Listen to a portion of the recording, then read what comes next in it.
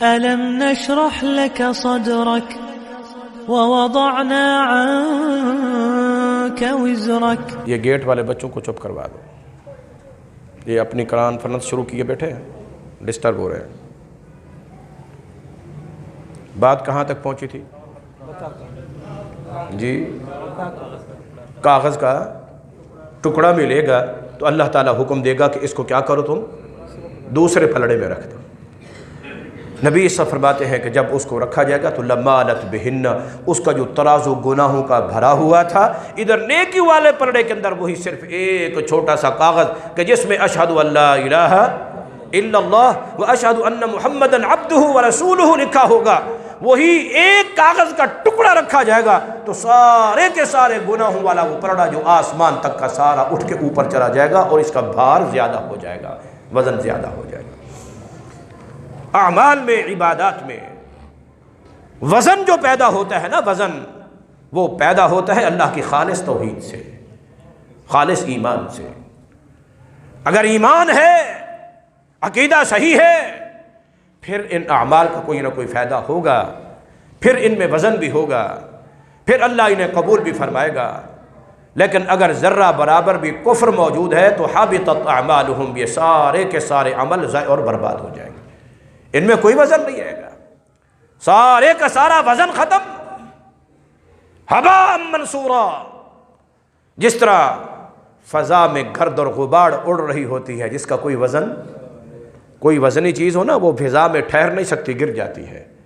زمین میں کشش ثقل ہے، اللہ نے یہ صلاحیت رکھی ہے کہ یہ چیزوں کو جی اپنی طرف کھینچتی ہے، مگر ذرات ہمارے سامنے فضا میں اڑ رہے ہوتے ہیں، نیچے گرتے نہیں. کیوں؟ اس لیے کہ ان کا کوئی وزن ہی نہیں ہوتا. جن کا تھوڑا تھوڑا وزن ہوتا ہے نا، وہ دیکھیں آپ کبھی شیشے کے اوپر پھر پڑے ہوتے ہیں، کوئی چیز ہے تو اس کے اوپر آ کر گرد و غبار جم جاتی ہے جو کچھ وزنی ہوتی ہے. جس کا کوئی وزن نہیں ہے وہی اڑ رہی ہے فضا میں. تو اللہ تعالیٰ بھی ایسے اعمال کو، ایک تو اگر عقیدے کے اندر کفر موجود ہو، کفر آ جائے تو پھر اللہ عمل ضائع اور برباد کر دیتا ہے. دوسری بات جس کی وجہ سے عمل ضائع ہوتے ہیں، برباد ہوتے ہیں، وہ ہے شرک. شرک کی وجہ سے بھی اللہ تبارک و تعالیٰ کوئی عمل، کوئی عبادت قبول نہیں کرتا. سنن ابن ماجہ کی روایت، لا يقبل اللہ عن صاحب بدعۃ صرف ولا عدلا. اللہ تبارک و تعالیٰ کسی بھی بدعتی آدمی کی کوئی نہ نفلی عبادت قبول کرتا ہے، نہ ہی کوئی فرضی عبادت. اس کے سارے عمل ضائع اور برباد. میں اور آپ تو کیا، اللہ رب العالمین نے امام الانبیاء جناب محمد الرسول اللہ صلی اللہ علیہ وسلم کو فرمایا لئن اشرکت لیحبطن عملک. اگر میرے پیارے حبیب آپ نے بھی شرک کر لیا، حالانکہ یہ ممکن ہے، ہو ہی نہیں سکتا کہ جناب محمد الرسول اللہ شرک کر لیں، لیکن مجھے اور آپ کو سمجھانے کے لیے کہ ہم سے ممکن ہے، اس لیے فرمایا کہ لئن اشرکت لیحبطن عملک. اگر آپ نے بھی شرک کر لیا، آپ کی بھی زندگی کے سارے عمل ضائع اور برباد ہو جائیں گے. ایک نہیں، دو نہیں، پانچ نہیں، اللہ رب العالمین نے قرآن کریم میں 17 انبیاء کے نام لیے ہیں، 17 انبیاء کے. وَمِنْ آبَائِهِمْ، فرمایا ان کے باپ دادا میں سے اور ان کے بھائیوں میں سے، ان کے ازواج میں سے. وَاجْتَبَيْنَاهُمْ، ہم نے جن کو بھی چن لیا نبوت کے لیے، رسالت کے لیے. وَلَوْ أَشْرَكُوا لَحَبِطَ عَنْهُمْ مَا كَانُوا يَعْمَلُونَ. اگر انہوں میں سے بھی کوئی شرک کر لے، یا یہ سارے کے سارے اگر شرک کر لے، لَحَبِطَ عَنْهُمْ مَا كَانُوا يَعْمَلُونَ. جتنے یہ عمل کرتے رہے ہیں، نبوت کو پہنچایا، رسالت کو پہنچایا، وحی نازل ہوئی، عبادتیں کی، ریاضتیں کی، تبلیغیں کی، مشکلیں برداشت کی، امت کی طرف سے تکلیفیں اٹھائیں، مشقتیں اٹھائیں، اور نبی سے بڑھ کر کوئی اور زیادہ عبادت گزار، متقی، پرہیزگار، عمل کرنے والا، رب کو راضی کرنے والا کوئی نہیں ہوتا ہے. مگر اس کے باوجود رب نے کیا فرمایا؟ وَلَوْ أَشْرَكُوا لَحَبِطَ عَنْهُمْ مَا كَانُوا يَعْمَلُونَ. اگر یہ بھی شرک کر لینا تو ان کی زندگی کے بھی سارے کے سارے عمل ضائع اور برباد ہو جائیں. اس لیے کوشش کرنی ہے کہ اپنے عقیدے میں شرک بولے نہیں آنے دینا ہے. اور ہم جب بس رہا ہے توحید ہماری وہابیوں کی واشا اتنی دھڑلے کی، کوئی ہم سے بڑا بھی کوئی جی. ایک بھائی آئے کوئی بھی تکلیف ہے، آ کر بیٹھے نا تو گلے میں تعویذ تھے۔ میں نے کہا یہ کیا ہے؟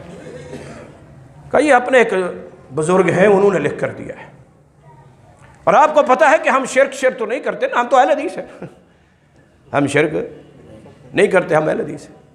اللہ سب کو ہی شرک سے محفوظ فرمائے۔ ایک تو یہی بات ہی ہمیں مارے کھا جا رہی ہے، مارے جا رہی ہے۔ ہم لاشعوری طور پر بسا اوقات شرک کر بھی رہے ہوتے ہیں مگر وہ ماننے کے لیے تیار۔ اچھا چلو تسا تو پکے ٹھکے وہابی ہوئے نا، تو جنہیں کو تسا پکا ٹھکا مشرک سمجھ دے ہو، ان سے کبھی پوچھو آپ مشرک ہیں؟ بولو مانیں گے؟ جی مانیں گے؟ جب وہ نہیں مانتے تم کیسے مان لو گے وہابی؟ بھئی ہم بھی شرک کرتے ہیں، شرک کر کے بھی کہہ رہے ہوتے ہیں جی ہم تو نہیں کرتے۔ امام الانبیاء جناب محمد الرسول اللہ صلی اللہ علیہ وسلم ارشاد فرماتے ہیں کہ الشرک اخفی من دبیب النمل، شرک ہے نا، شرک اس کی جو چال ہے نا اتنی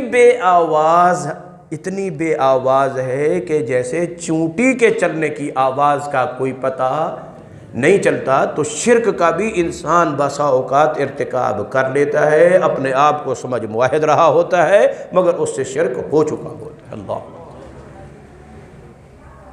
اسی لیے امام الانبیاء جناب محمد الرسول اللہ صلی اللہ علیہ وسلم کی دعاؤں میں سے ایک دعا ہے، اللہم انی اعوذ بک ان اشرک، اللہ میں تیری پناہ میں آتا ہوں، تو مجھے محفوظ رکھنا، میں کبھی کسی ایسی چیز میں اور کسی ایسی بات میں تیرے ساتھ کسی کو شریک نہ بنا دوں، تو مجھے محفوظ رکھنا۔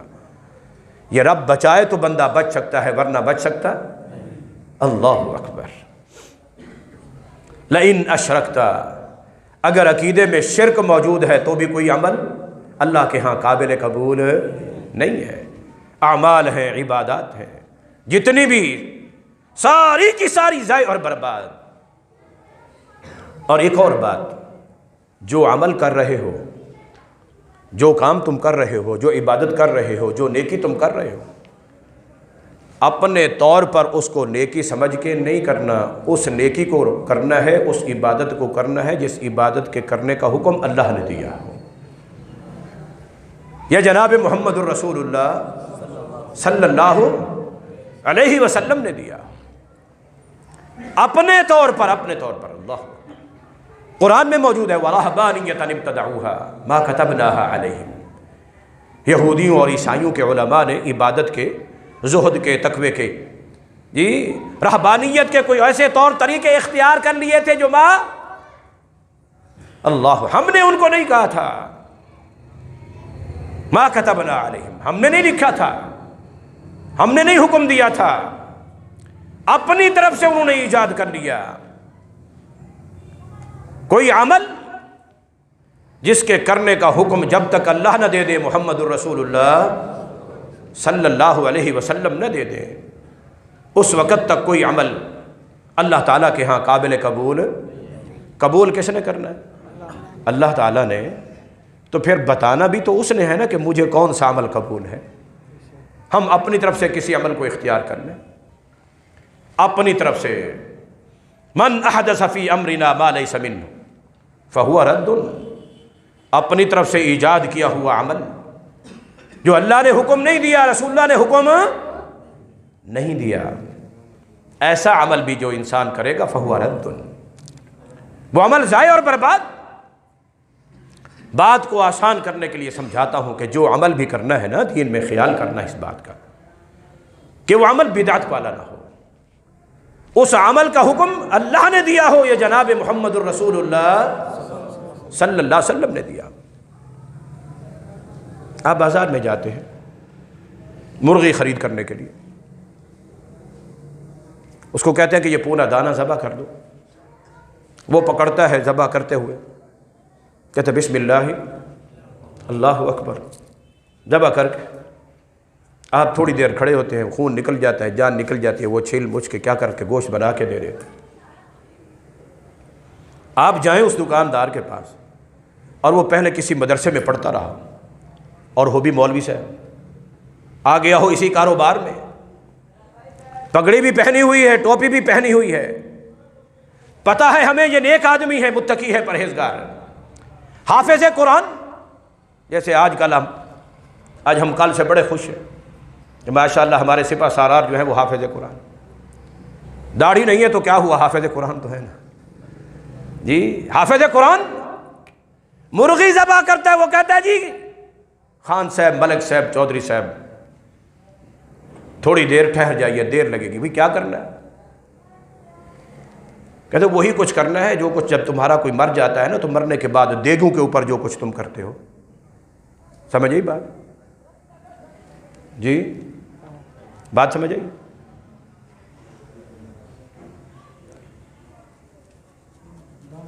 جی ختم شریف وہی آیتیں جو قرآن کی ختم میں پڑھی جاتی ہے، کل خانی میں پڑھی جاتی ہے، دیگوں پر پڑھی جاتی ہے، سیبوں پر پڑھی جاتی ہیں، انگوروں پر پڑھی جاتی ہیں، مختلف کھانے پینے کی حلوے کھیر کے اوپر پڑھی جاتی ہیں.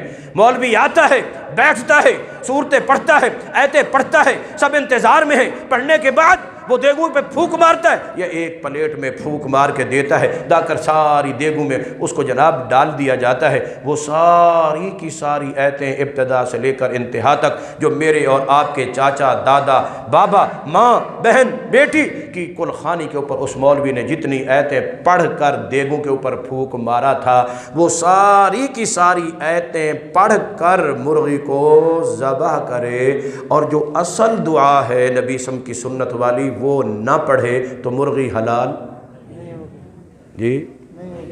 تو صحیح مشرف علی کارفت مفتی ہے. اچھا مرغی حلال بولو، مرغی حلال دے گے جی؟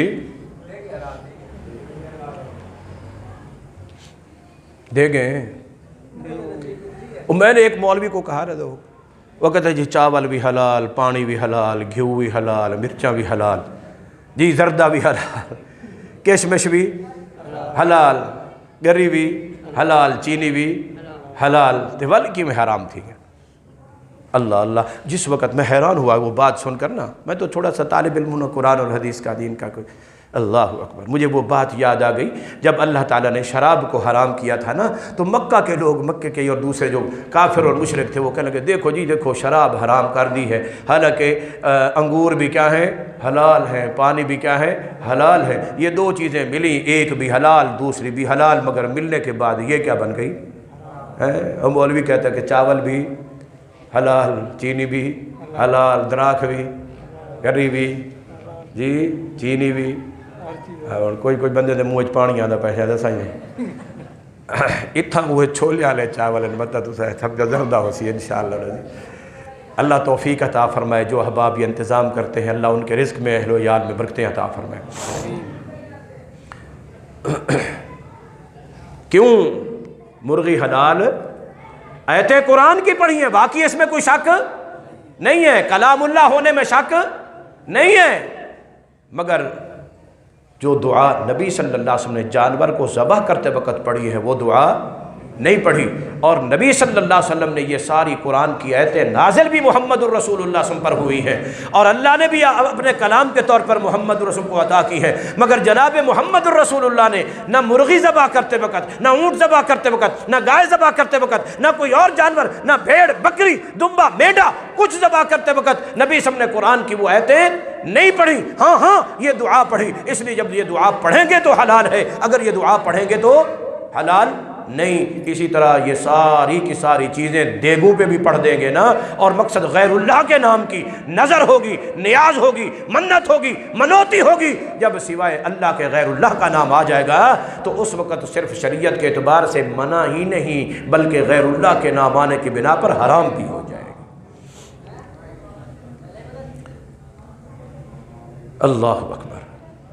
تو جب تک وہ عمل جس عمل کے کرنے کا حکم اللہ تعالیٰ نے نہ دیا ہو، رسول اللہ صلی اللہ علیہ وسلم نے نہ دیا ہو، اس وقت تک اس عمل اللہ تعالیٰ کے ہاں قابل قبول ہونا نہیں ہے.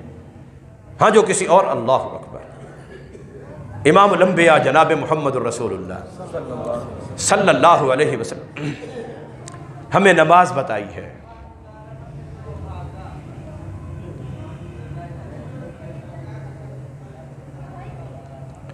کوئی بھائی ان کو روک دے ذرا.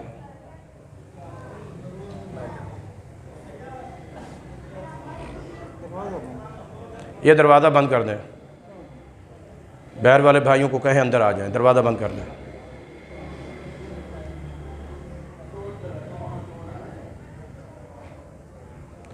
چاولوں کا ذکر ہے نا, کچھ بھائی بچے بس آتے ہی چاولوں کے لیے, ان کو درس کی کوئی نہیں ہوتی. اب ان کی وجہ سے تھوڑا ڈسٹرب ہو جاتا ہے. اس عمل کے کرنے کا حکم کس نے دیا ہو؟ اللہ تعالیٰ نے, یا جناب محمد الرسول اللہ صلی اللہ علیہ وسلم نے. تھک تو نہیں گئے؟ جی مجھے حکم ملا ہے کہ 7 بجے درس ختم کرنا ہے. کتنے بجے؟ 7 بجے. ادھر دیکھیں ابھی کیا ٹائم ہوا ہے جی؟ 4:15. ماشاءاللہ ٹھیک ہے, بہت کھلا ٹائم ہے انشاءاللہ. تھکنا نہیں ہے آپ نے انشاءاللہ, برداشت. ہاں جی, اللہ اکبر اللہ اکبر. میں تو یہ گھڑی لے کے کام لمبا چھکی بیٹھا. اس کام کے, اس عبادت کے کرنے کا حکم کس نے دیا ہو؟ اللہ تعالیٰ نے دیا ہو. اچھا یہ بتائیں, جو فجر کی کتنی رکعتیں فرض ہیں؟ 2. ظہر کی 4, عصر کی 4, مغرب کی 3, عشاء کی 4. کوئی بندہ یہ سوچے رات جو میں نے عشاء کی نماز پڑھی ہے اس کی بھی کیا تھیں؟ 4 رکعتیں تھیں. جو ظہر پڑھوں گا تو اس کی بھی کیا ہیں؟ 4 رکعتیں. اور فجر کی نماز بڑی عظیم نماز ہے, فضیلت والی نماز ہے, اجر و ثواب والی نماز ہے. اللہ کے ملائکہ اور فرشتے جو ہے وہ کیا ہوتے ہیں؟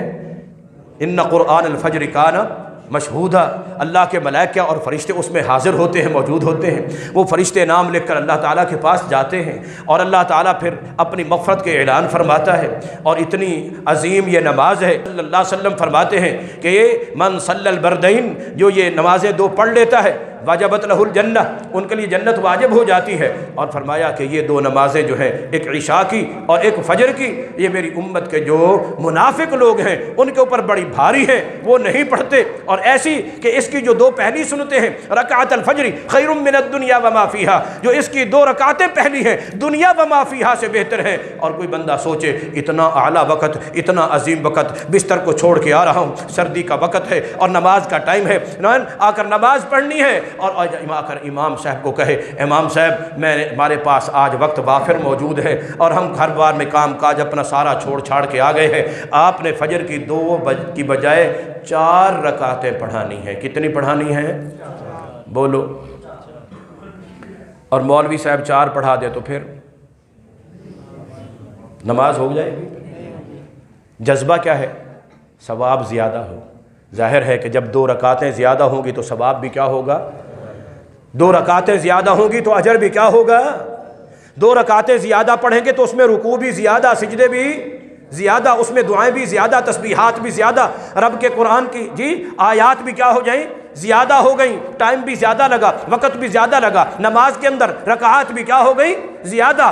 اور امید کیا ہے؟ اجر کی, ثواب کی, کہ جب رکعتیں 2 زیادہ ہو گئی ہیں تو ثواب بھی کیا ملے گا؟ زیادہ. تو بولیے پھر زیادہ ثواب ملے گا یا جو پہلے 2 پڑھی ہوئی تھی وہ بھی چٹ, ان کا بھی اجر اور ثواب ضائع؟ جی ایسے عمل, جن اعمال کے کرنے کا, اب کیوں 2 کا حکم رب نے دیا ہے, 4 کا بولو, 4 کا نہیں دیا. کسی نے اگر 4 پڑھ دی ہیں اپنے طور پر, چاہے ثواب کی نیت سی, نیکی کا ارادہ تھا, رب کو راضی کرنے کا تھا, اور مقصد ظاہری طور پر دیکھا جائے نماز ایسا عمل ہے جس عمل کے کرنے کا حکم بھی اللہ نے دیا, رسول اللہ نے بھی پڑھ کے دکھائی. رکوع ہے, رکوع کا حکم بھی قرآن میں, قیام ہے, قیام کا حکم بھی قرآن میں, سجدہ ہے, سجدے کا حکم بھی کیا ہے؟ قیام میں.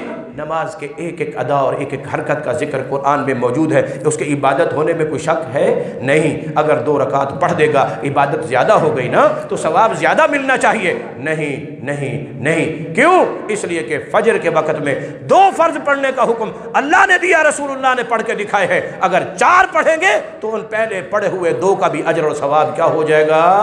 ضائع ہو جائے گا. حبطت اعمالہم, وہ عمل ضائع اور برباد ہو جائے گا. ایک چوتھی بات, عمل بھی وہی جس کے کرنے کا حکم اللہ تعالیٰ نے دیا ہو, جناب محمد الرسول اللہ صلی اللہ علیہ وسلم نے دیا ہو, پھر اس کو ادا کرنے کا طریقہ بھی وہی ہو جو محمد الرسول اللہ صلی اللہ علیہ وسلم والا۔ وہ عمل یا تو فرض ہو یا سنت ہو یا واجب ہو یا نفل ہو، بدعت نہ ہو، رسم رواج، کیونکہ جو چیز رسم ہو، جو چیز رواج ہو، وہ عبادت نہیں ہوتی، اور جو عبادت نہیں ہوتی تو اس کا اجر اور ثواب بھی نہیں ہوتا۔ ہمارے ہاں ملتان میں تو جب کوئی شخص فوت ہوتا ہے نا تو تیسرے یا کچھ دنوں کے بعد کے لیے اہتمام کیا جاتا ہے، کبھی کبھی تو اخبارات میں بھی چھپ جاتا ہے، اور کبھی کبھی آج کل میسج کا دور ہے، میسج چل پڑتے ہیں، اور کبھی کبھی تو یہ ہوتا ہے جنازے کے بعد ہی اعلان ہو جاتا ہے کہ تیسرے دن فلاں مسجد میں، فلاں جگہ پر، فلاں ڈیرے پر، فلاں مقام پر یہ جو فوت ہونے والا مرحوم ہے اس کے لیے رسم کل خوانی ہوگی۔ کیا ہوگی؟ کیا ہوگی؟ رسم کل خوانی ہوگی۔ تو یہ جس کو ہم خود کہہ رہے ہیں کہ یہ رسم ہے، رسم ہے، جو رسم ہو وہ عبادت نہیں ہوتی، جو عبادت ہوتی ہے اس کا ثواب ہوتا ہے، جو رسم ہوتی ہے اس کا ثواب۔ کئی لوگ شادیوں میں ڈھول بجاتے ہیں، میں نے پوچھا کہ اسے ساری رسم ہے، کیا ہے؟ بولو۔ کوئی ملنگ بلواتے ہیں، کیا ہے جی؟ یہ ساری رسم ہے۔ کوئی کنجریاں بلواتے ہیں تو کہتے ہیں کہ یہ کیا ہے؟ ساری، بولو۔ کوئی ملنگ بلواتے ہیں، کوئی کچھ کر رہے ہیں، کیا ہے؟ ہماری رسم ہے۔ رسم لوگوں کی اپنی بنائی ہوئی ہوتی ہے، اللہ کی بتائی ہوئی، اللہ کی بتائی ہوئی، اللہ کی بنائی ہوئی، نبی کی بتائی ہوئی، نبی کی بنائی ہوئی رسم نہیں ہوتی، رواج نہیں ہوتا۔ جو رسم ہو، جو رواج ہو، اس کا اجر اور ثواب بھی نہیں ہوتا ہے۔ ہوتا ہے آپ کی طرف کیا اعلان ہوتا ہے جی؟ رسم کل خوانی۔ اچھا، ماشاءاللہ ماشاءاللہ۔ بزرگوں نے ایک اور اچھی بات کی ہے کہ قرآن خوانی، کیا؟ ہاں ہاں، وہ ابھی بھی موجود ہے، ابھی بھی موجود ہے۔ ایک ٹبر ہے وہ تو کل خوانی پہ ٹٹے ہوئے ہیں نا، کل خوانی، بس رسم کل خوانی۔ اور کچھ لوگوں نے یہ کہا کہ نہیں، کل خوانی تو رسم ہے، قرآن خوانی کیا؟ کام سارے دا سارا، بولو جی، وہی، مگر کیا ہے؟ قرآن خوانی کیا ہے؟ اساں بچے بدیا سے تریجی چوتھی وار ناہن کریں دے سارے بھی ہون سی اللہ دے نا دی خرائط، مولوی سادگدہ درس قرآن دعائے مغفرت ہے، چلو بھی ٹھیک ہے۔ ایک ہے جی لوگ آدھن تو سا کچھ ہی نہیں کیتا جی، او کچھ کر کے گئے تو سا کو کچھ کرن دی لوڑ، بولو جی، او کچھ نہیں کر گیا تو اساں سب کچھ بھی کروں تا ہوں دا کوئی فائدہ، بولو۔ ایک بندے نے نماز خود نہیں پڑھی، اس کے پیچھے قرآن پکڑ پکڑ کے اڈو دے اڈو جمع کر کے کٹھے بشکوا رہے، وہ کوئی فائدہ ہے؟ وہ آپ کو تو پتہ ہی کہہ نہیں جی۔ اللہ اکبر، عجیب بات ہے نا۔ ہمارا ماشاءاللہ ایک بہت بڑا سیاستدان ہے، اس کو لفظ خاتم النبیین بھی صحیح نہیں آتا، اور ہمارے بھائی کہتے ہیں کہ سب سے بڑا ختم نبوت کا مجاہد یہی ہے، مولوی خادم رضوی کوئی بڑا ہی ہوئے۔ اللہ اکبر، لفظ تو دیکھو، جہاں رسم کا لفظ آ جائے گا وہاں دین جی۔ اب نام تبدیل کر دینے سے، نام تبدیل کر دینے سے اگر شراب کی بوتل کے اوپر روح افزا کا لیبل لگا دو تو حلال ہو جائے گی جی؟ جو رسم ہے وہ رسم رہے گی، چاہے تم لیبل قرآن خوانی کا لگا دو یا درس قرآن کا لگا دو، وہ ویسے رہے گی۔ جو بدعت ہے وہ بدعت رہے گی۔ عمل جو کرنا ہے وہ بدعت نہ ہو کہ کل بدعت ضلالہ وکل ضلالۃ فی النار، وہ عمل بھی بدعت نہ ہو، اور اس عمل کو ادا کرنے میں جو طریقہ ہے وہ طریقہ بھی بدعت والا نہ ہو، بدعت والا۔ جب سورج نکل رہا ہو، سورج غروب ہو رہا ہو، سورج سر کے اوپر ہو، نماز پڑھنا جائز ہے؟ دینی اعتبار سے، شریعت کے اعتبار سے اللہ کو سجدہ کرنا جائز ہے؟ بولو کیوں؟ جنازہ ہے کسی مومن کا، مسلمان کا، کسی حضرت کا، کسی عالم کا، کسی فقیہ کا، کسی پیر کا، کسی درویش کا، کسی بڑی بزرگ ذات اور شخصیت کا جنازہ سامنے پڑا ہے،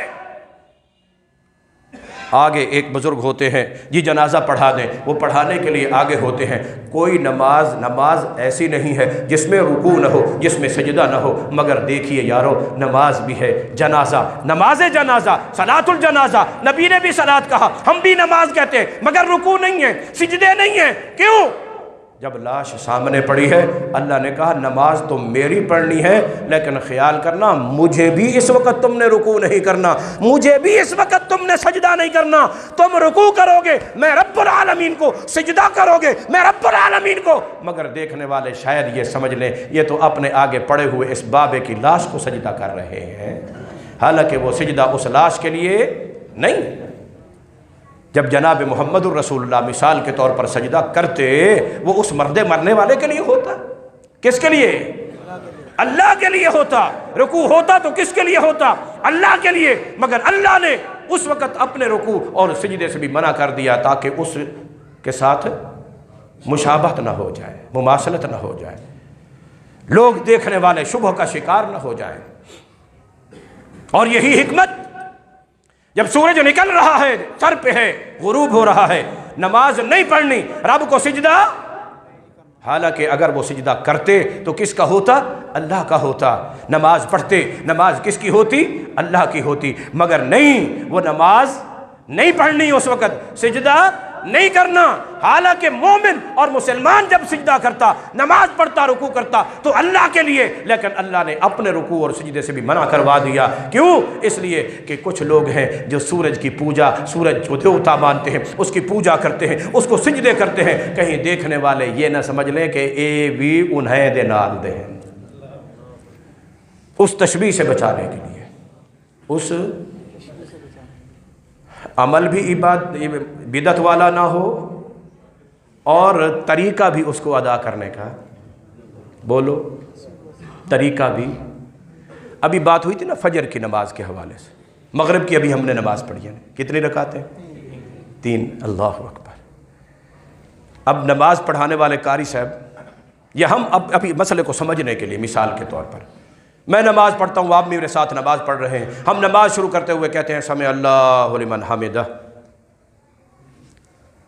ہاتھ یہاں باندھ کر التحیات للہ والصلوات والطیبات پڑھنا شروع کر دیتے ہیں۔ نماز شروع کرتے ہوئے سمع اللہ لمن حمدہ، اچھا چلو یار اس کو چھوڑو، چلو میں نماز شروع کرتے ہوئے کہتا ہوں الصلاۃ والسلام علیک یا رسول اللہ، نماز ہو جائے گی؟ جی نہیں ہوگی، بڑے مفتی ہیں، نماز اچھا ہاتھ باندھ کے کھڑا ہو کر بجائے سبحانک اللہ کے وہ التحیات للہ والصلوات والطیبات پڑھنا شروع کر دیتا ہے، نماز ہو جائے گی؟ بولو ہوگی؟ وہی ہے نا جو پڑھنا ہے، ہاتھ باندھ کے کھڑا ہو کر کہتے ہیں اللہم صلی علی محمد وعلی آل محمد کما صلیت علی ابراہیم وعلی آل ابراہیم انک حمید مجید، نماز ہو جائے گی؟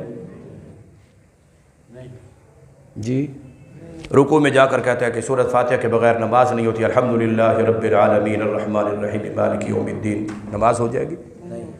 سجدے میں جا کے کہتا ہے ربنا لک الحمد حمدا کثیرا طیبا مبارکا فیہ، التحیات میں وہ بیٹھ کر کہتا ہے سبحانک اللہم وبحمدک وتبارک اسمک وتعالی جدک، نماز ہو جائے گی؟ ان دعاؤں میں سے کوئی دعا نماز سے باہر کی ہے؟ کوئی باہر دی؟ کوئی بے موقع دی؟ جی ساری دعائیں کون سی ہیں؟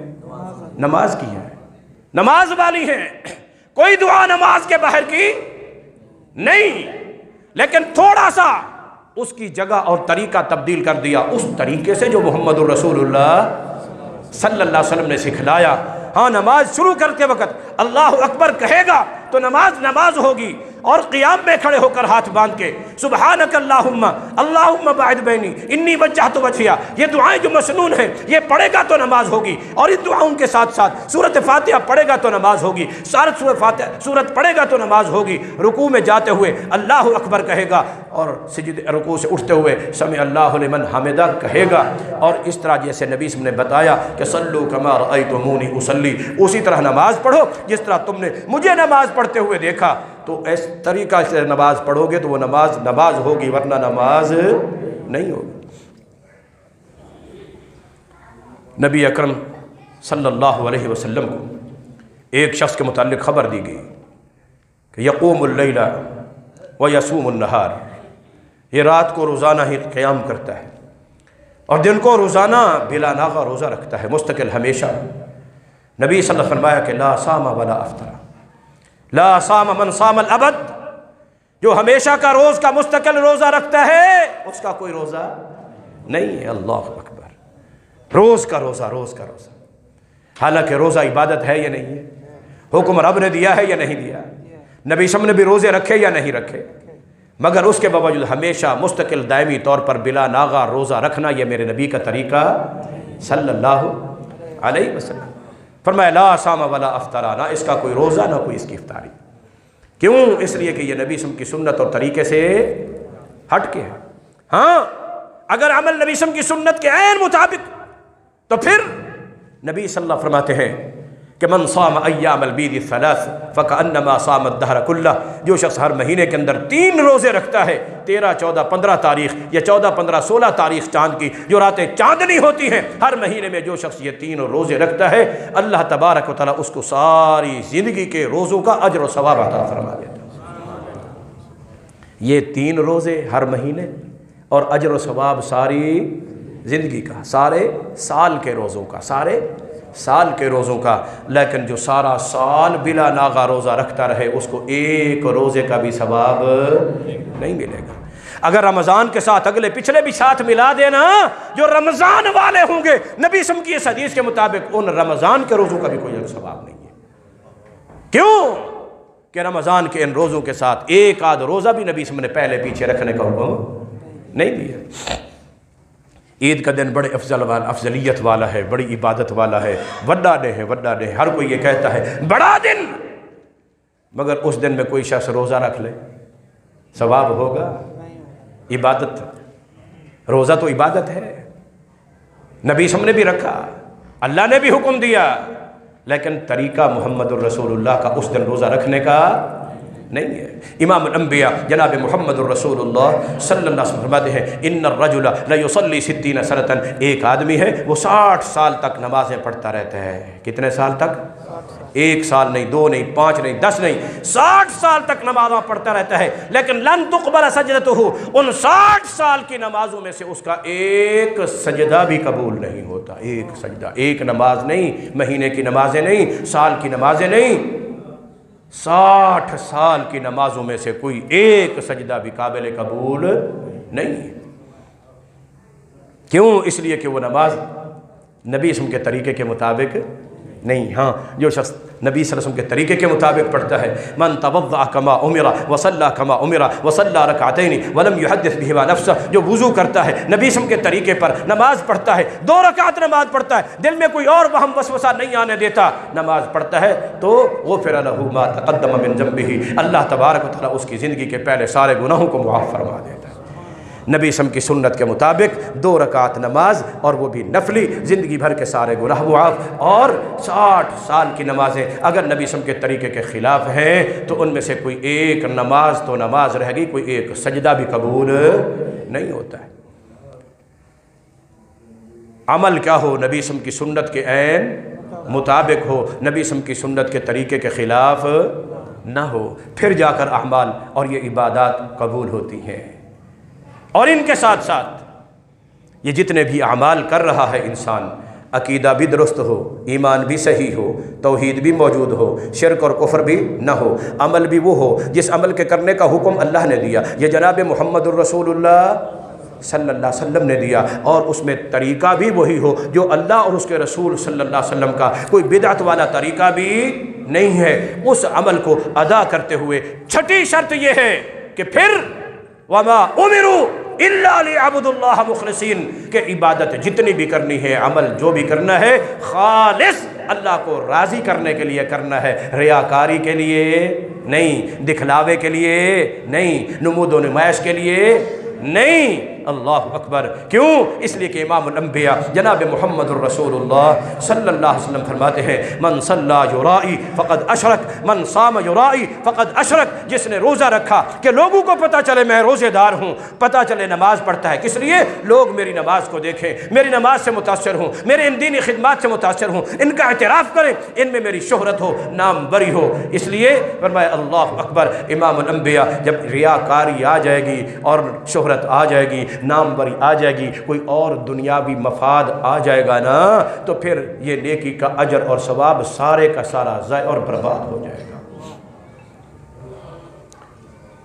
یراؤون الناس, جی لوگوں کو دکھلا رہے ہیں, دکھلاوے کے لیے, نمود و نمائش کے لیے, شہرت کے لیے, دکھلاوا آ گیا. اللہ اکبر. امام الانبیاء جناب محمد الرسول اللہ صلی اللہ علیہ وسلم کی مجھے حدیث یاد آ گئی. نبی صلی اللہ علیہ وسلم فرماتے ہیں کہ ثلاثۃ اول من سعر بہ جہنم, 3 قسم کے لوگ ہیں قیامت کے دن سب سے پہلے جہنم کی